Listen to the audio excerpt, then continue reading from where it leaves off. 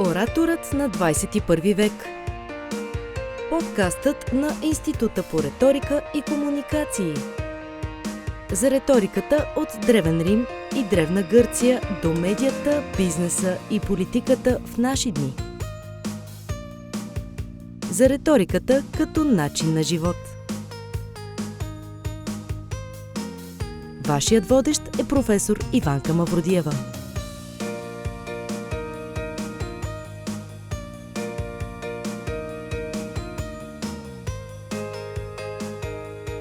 Здравейте! Започваме нов формат на подкаста Ораторът на 21 век, видеоформат.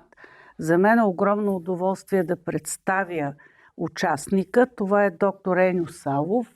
Ще започна с благодарностите, че когато вървеше проектът Refine, риторика за иновативно обучение, той представи своите възгледи в такъв формат и ние отново продължаваме в една устойчива форма. Темата най-общо ще я наречем убеждаваща комуникация или видове комуникации в различни сфери на обществото. Накратко за него той ще допълни по образование юрист, доктор по право, преподавател с опит като консултант на парламентарни комисии. В момента е общински съветник към Столичния общински съвет с активна гражданска позиция и с умение да говори, което той формира във времето. Да започнем с това как се става комуникатор, оратор днес в много променящото се време, когато ти не си единствено и само в една сфера. Първо благодаря, радвам се отново да бъдем заедно, професоре. Говорили сме си колко пъти, благодарение на вашите насоки, наистина имам възможността да говоря пред както големи, така и малки аудитории. Наистина риториката трябва да бъде адаптирана спрямо на първо място публиката, пред която ще бъде изнасяна. Когато сме в университета, ние основно търсим да преподавам нещо, което е на по-научен език, по-близък до този, който хората ще използват след това в професионалното си направление. Когато обаче имам срещи, да кажем, с избиратели или с граждани. Да, в момента сме в кампания, точно октомври така, месец, това е пример. Трябва да бъде по-лесно смилаемо и по-достъпно до тях. Тогава не се изисква толкова много задълбаването в терминологията или задълбаване в конкретната тематика, тъй като се рискува в един момент да се изгуби публиката и да не бъде ясно какво иска съответния човек да каже. Е твърде абстрактно, помпозно, отнесено. Дори на моменти отблъсква, което не е хубаво, затова трябва да съобразим говоренето си спрямо аудиторията. Това е първото. Второ, метода, по който говорим. Веднъж е наживо, когато можем да излъчваме, да обясняваме, да говориме. Второто е чрез видео, както сме в момента, което хората от и отчитаме, че ще ни гледат социалните мрежи, мейнстрима, малки екран, дисплей, а не онова голямо пространство, ала е или зала, някаква зала, разбира се. Тук отварям скоба, вие ми напомняте и също нещо много важно. Дори вече самите социални мрежи имат своята аудитория, която ги използва. Да, мини-таргетите. Точно така. Ако кажем, че Фейсбук е за едно по-зряло поколение, което търси повече информация, повече политическа насоченост, повече конкретни теми, които да бъдат засегнати, както да кажем. казват вече за бабите, лелите и мамите. Да. От друга страна Инстаграм, който е основно снимков материал с много малко текст. От трета страна Twitter, където пък е основно текст. Вече имаме TikTok, който е доста актуален, пък само с видеосъдържание. Но виждате, че да кажем, модерните политици се опитват да се съобразяват с това.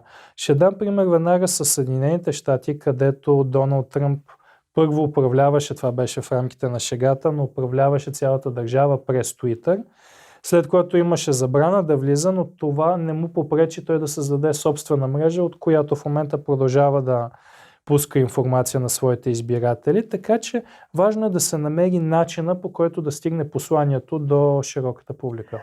И да говорим с ваши опити като участие в международни форуми и ориентиран към международното право и въобще цялата стара съвременна история. Тази година за пръв път се появиха в Щатите изцяло аватари на политиците. И не само на Тръмп, но и на Байдън, и след това пародии, перефрази. В нашите географски ширини също се появиха едни опити, които бяха, ще си позволя да го кажа, малко на равнище художествена самонадеяност. Как се убеждава през аватара, модерния комуникационен канал, социална мрежа, или на живо, или някакъв смесен вариант? Ами тук трябва да разграничим, колкото и да ни се иска. От една страна, ако отново говорим за президентския дебат и цялата кампания, която се случва в Съединените щати, те все още са на доста високо ниво. Знаете, че те и AutoQ имат много развито, самата публика е подготвена много често с въпроси. Тези аватари не са сега извадени, ами са доста предварително подготвени.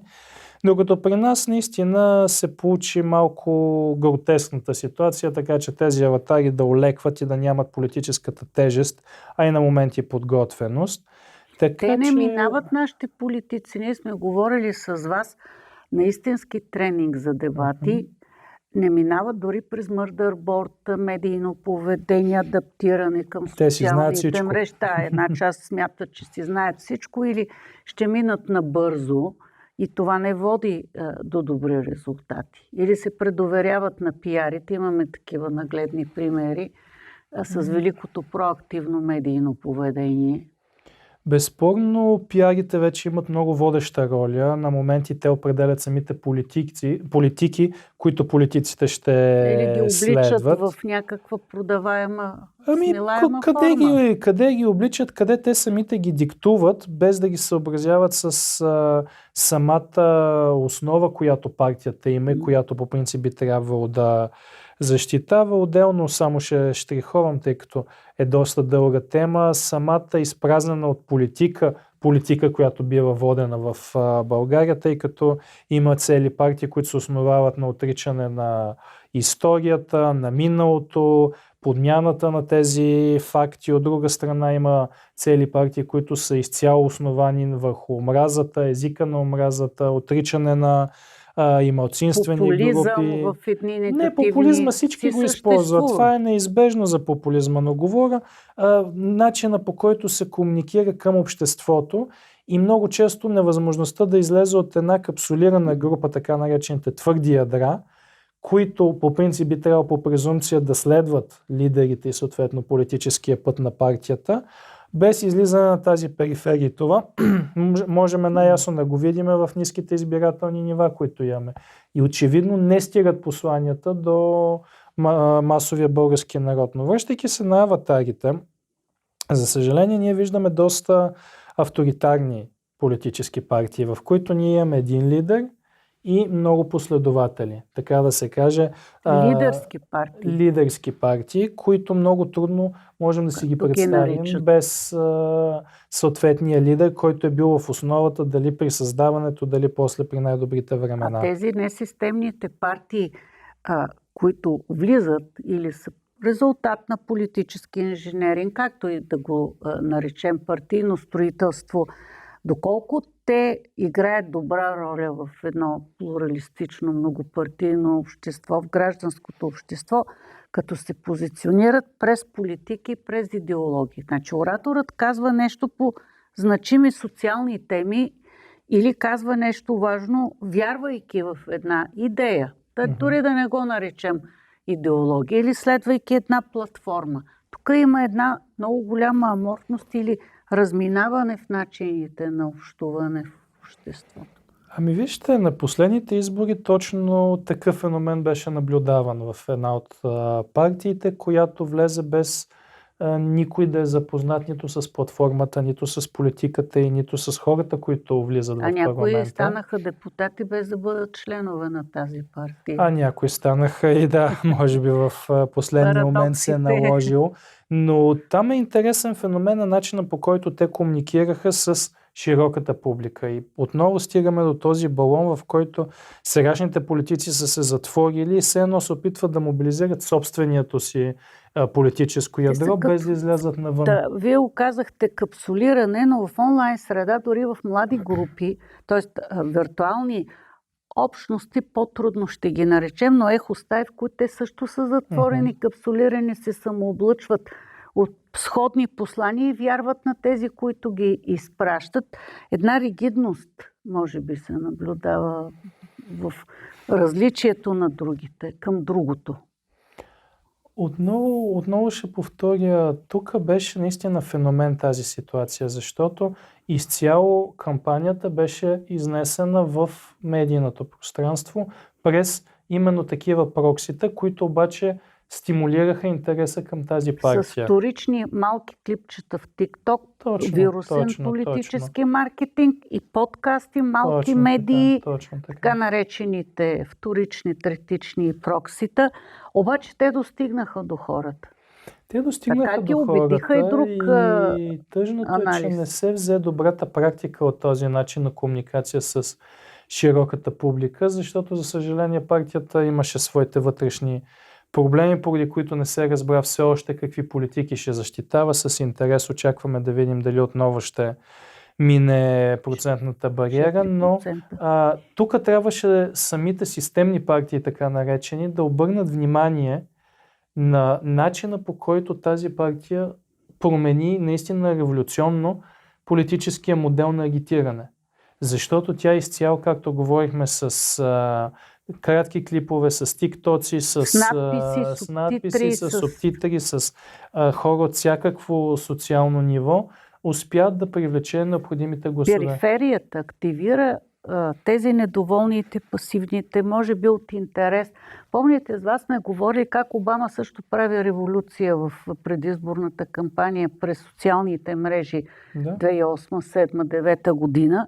Тук наблюдаваме ориентиране много бързо към създаване на политическо медийно съдържание преди една кампания, за да се станеш разпознаваем в точно тези, може би, периферни, не особено активни или неориентирани български граждани. Това не е обида, те просто се опитват да разберат новото в начина си на комуникация аз вече бих извел 3 модела, които можем да кажем на общуване с избирателите. Първият е системния, в който съответната партия постоянно, чрез социални мрежи, чрез медии, чрез интервюта, чрез всякакъв способ информира за своята работа, за своите политики, за своето несъгласие.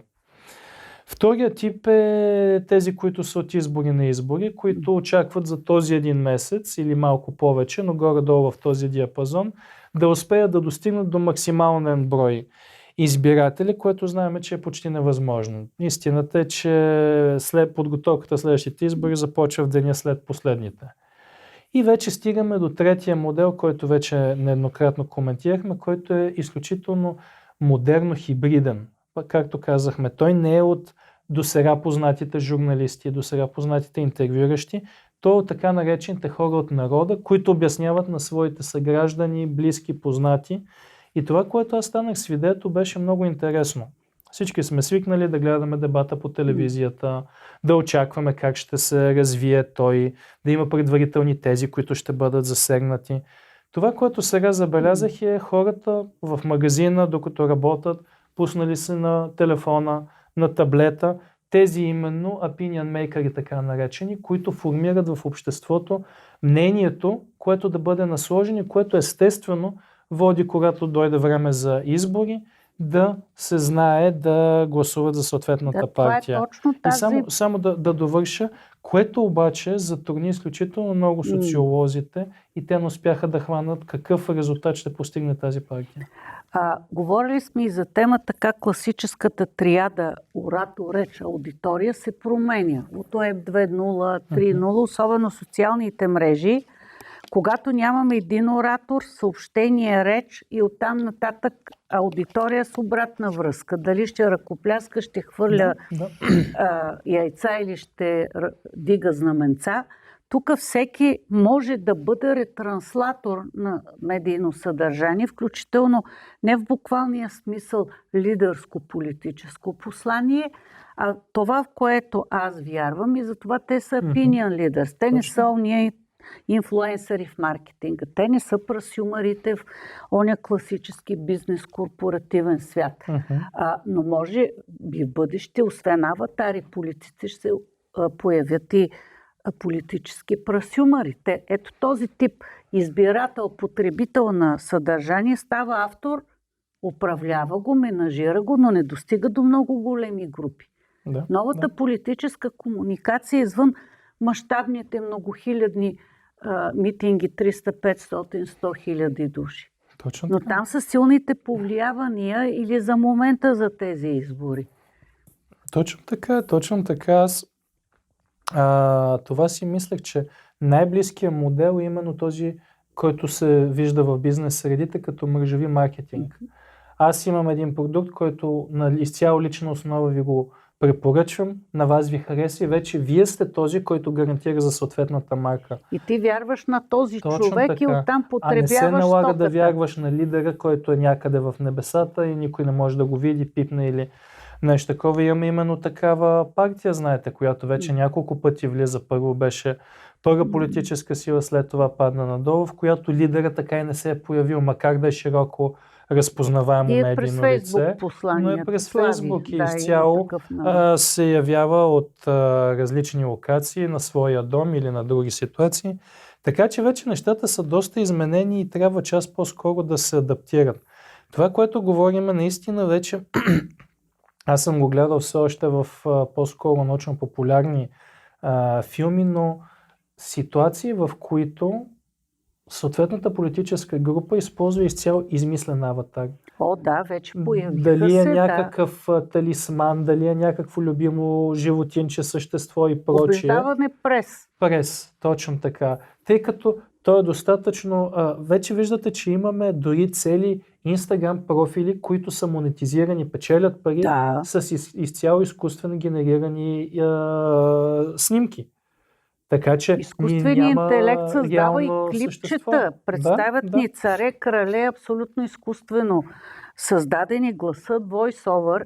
И докато преди 10-15 години говорихме ужаса от троловете, които са взети или трансформирани, развити хейтъри, вече има и тролове, които още функционират, но не в онази така бързо мрежова разпространителска функция с положителни и отрицателни клишета.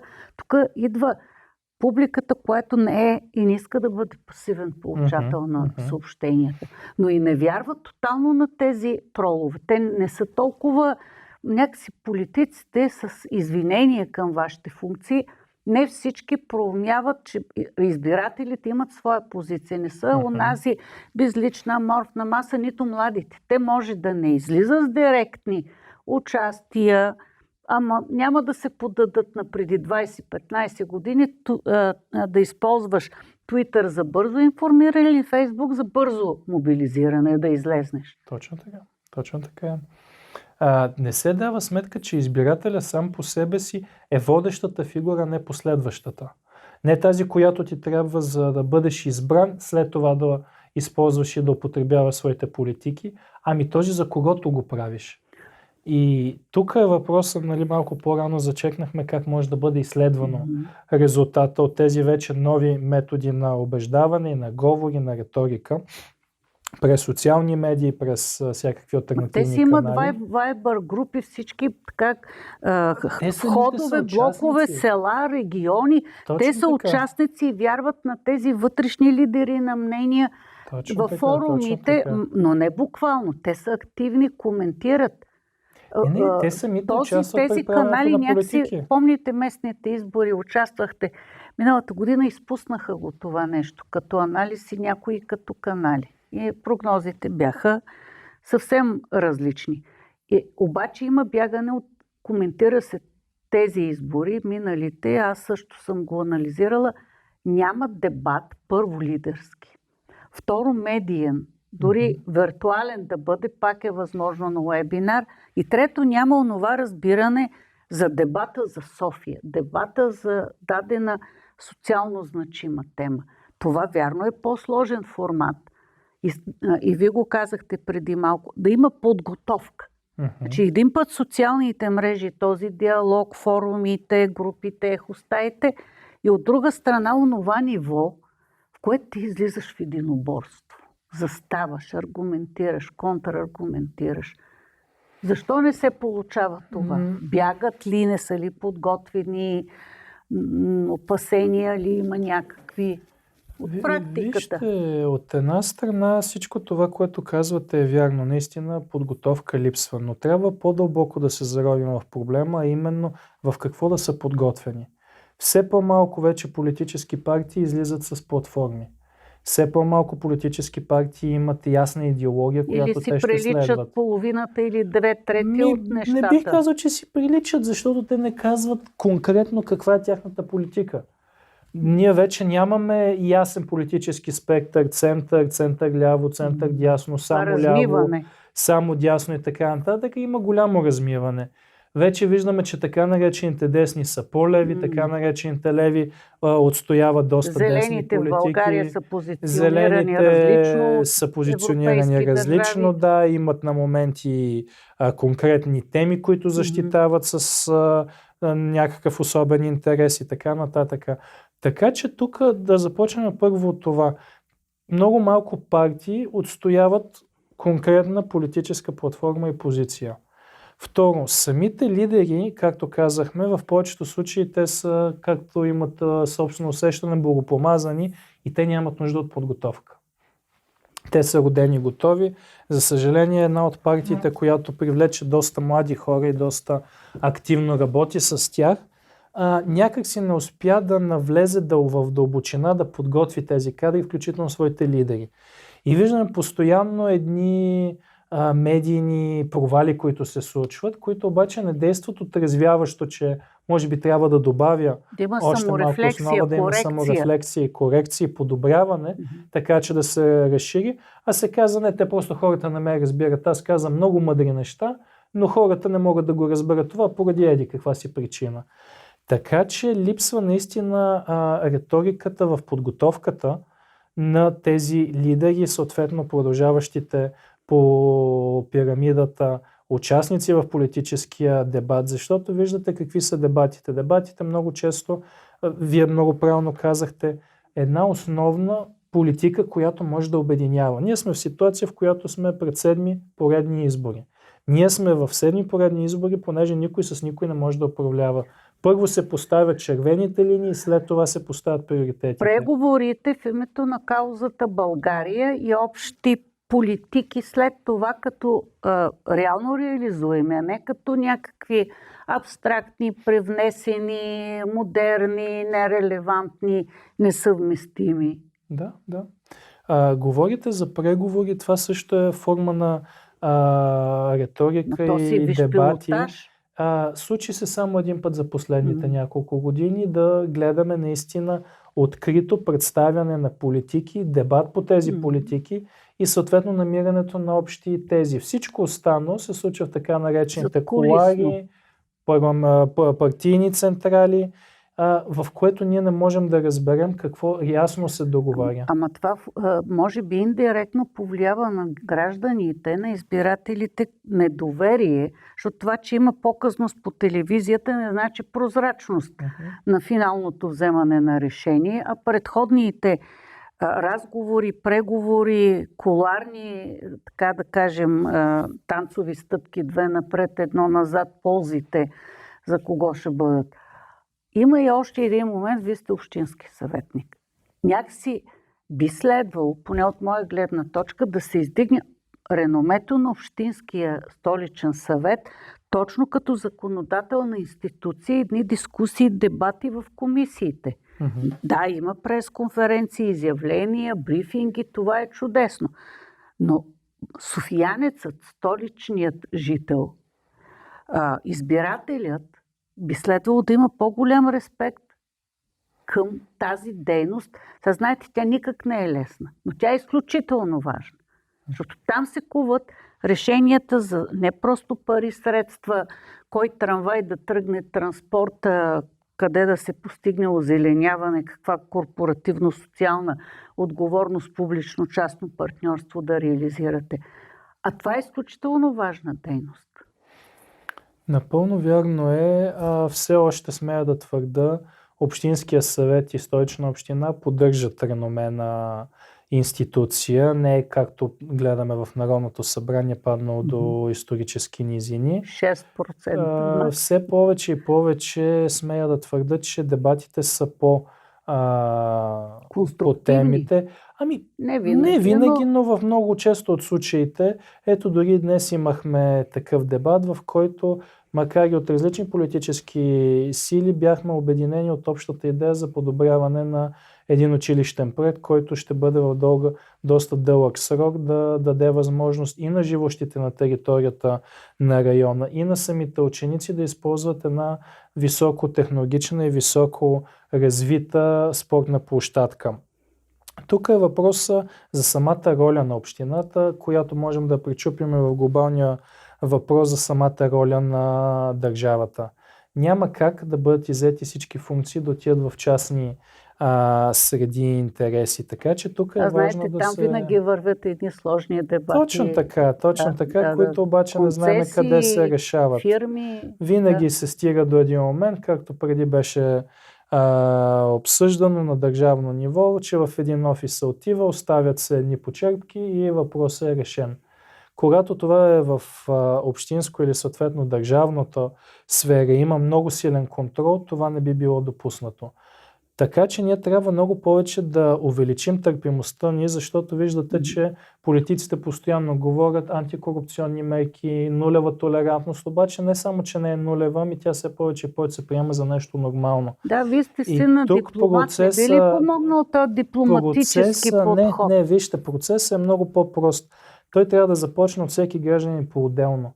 Защото много често се случва хората да искат да решат някакъв въпрос и първо да дигнат телефона, да се обадят, да питат имаш ли човек еди къде си да ми каже, отколкото да погледнат в самата институция или да говорят с официалното лице. Така че в предишния епизод с адвокат Чечев също говорихме за влиянието и темата имаш ли човек в една песен. Ако ние станем наистина нетолерантни, колкото и това да е по-трудно към всякаквата форма на корупция и на погазване на законите, нещата биха били доста по-лесни, отколкото да очакваме тези, които са с най-ниско обществено доверие, именно политиците, да могат да намерят начина и формулата си.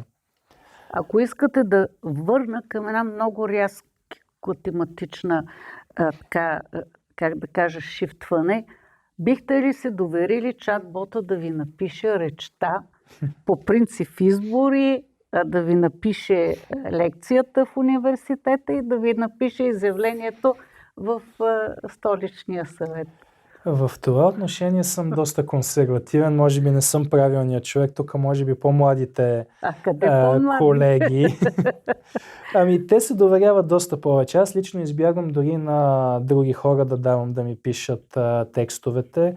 Гледам всичко да излиза от мен, да е написано с моята визия, с моите чувства. Защото сме говорили, че ако това не е минало през тебе и не си убеден, трудно ще убедиш другите. Точно така. То може след това да има някаква редакция, допълнителна гледна точка, която може да е изпусната, но тук винаги насърчавам личния елемент, личната позиция, която трябва да достигне до хората, защото именно това, което казвате тогава, много по-лесно биха били убедени хората. Второ, чат-ботовете, изкуственият интелект са определено добри помощници, но те нямат тази информация. Да, те могат много по-бързо да обработят информация, много по-бързо да извадат от интернет, много по-малко време ще им трябва за изследване. Дори да я систематизират по зададени критерии. Но те нямат тази визия, която съответният човек има. Така че винаги, колкото и да е по-трудно, бих избрал сам да си подготвям. Разбира се, допитвам се за информация. Да, разбира се, вадя от интернет на моменти информация, когато няма достатъчно в наличната библиотека или в други източници, но това е един последен момент и това дори го обяснявам на студентите, когато пишат своите курсови или дипломни работи, че интернет не е източник. Знаете, че там абсолютно всеки може да качи информация. Тя е хубаво да бъде... плагиаторските програми вече Това е също допълнително, което наистина им реже главите. И затова казах и за по-младите колеги с цялото уважение, те, понеже виждат все повече и повече технологичната част. Ние бяхме последно поколение, което някак си успя да балансира между аналоговия и изцяло цифровия свят, така че смятам, че това е правилният подход. Ние трябва да бъдем адаптирани, но не изцяло да се доверяваме. И като финал, какво бихте обобщили за съвременния оратор-комуникатор? Вече третото десетилетие на 21 век преполовяваме почти. Голямо предизвикателство на първо място, защото истински добрият оратор трябва да започне първо с подготовката, която изтъкнати учени, както сте вие, могат да им дадат. Да минат през човешкия фактор, както вие казахте, в тежка ситуация, в подобряване на самия говор и дикция и подготовката в писането на самите документи. Съответно да минат един курс. След това обаче да могат да адаптират това, което искат да кажат, така че то да стига до максимален брой хора. И трето, но не по важност, да осъзнаят, че нещата, това, което дори за мен на моменти е трудно, постоянно се променят. Живеем във високотехнологичен свят, информацията постоянно ни залива. Това, което ние сега получаваме за един ден информация, преди се е получавало за една година. Така че можете да си представите колко много мозъка ни се облъчва от тази информация и второто предизвикателство, което е да се отсее важната от тази, която е или фалшива, или не носи необходимата информация, за да може модерният оратор да тежи с експертизата си, с начина си на убеждение, на говорене, на дикция, на поведение пред камера, да не преиграва. Така че предизвикателствата са много. Вярвам, че с бъдещите оратори ще стават все по-добри с ценните напътствия, които можете да им дадете като образование. И вярвам, че те ще се адаптират и ще ни изненадат постоянно с методите, по които успяват да се самосъвършенстват. Чудесен завършек на този епизод на подкаста Ораторът на 21 век. Ще оставим вероятно по-широкото заглавие комуникацията в различни сфери на обществото. Може да намерите този запис обработен след това в YouTube канала на Института по риторика и комуникации, в социалните мрежи, в Spotify, така че той да достигне до вас. Очакваме и вашите теми във Facebook групата на подкаста Ораторът на 21 век. Вие слушахте Ораторът на 21 век с водещ професор Иванка Мавродиева.